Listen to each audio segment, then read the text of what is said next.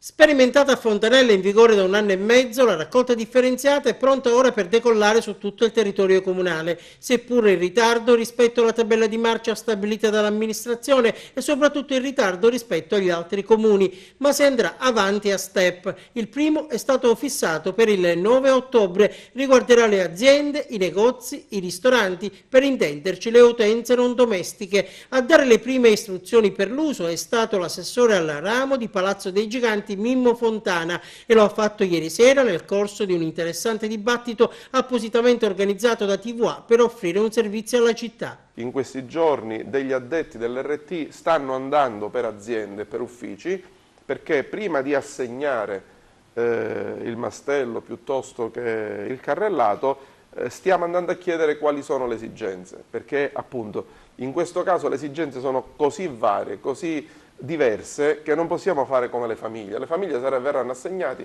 quei 5 secchielli che avete visto, punto. Benissimo. Per le aziende non è così, perché ci può essere un'azienda che ha bisogno di un carrellato di carta e non ha nulla da fare con il carrellato di plastica o metalli e così via. Quello che tutti avranno invece è l'indifferenziato ed è l'ultimo mastello o carrello che vedevate poco fa, quello grigio. È per me quello meno importante perché è quello in cui ci va tutto ciò che non può essere riciclato.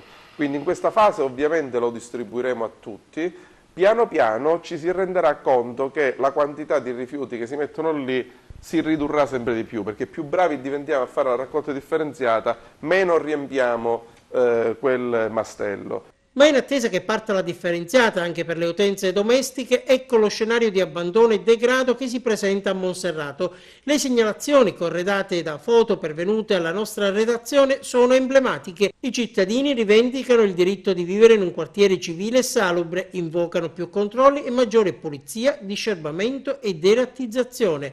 Monserrato si sente abbandonata dalle istituzioni locali.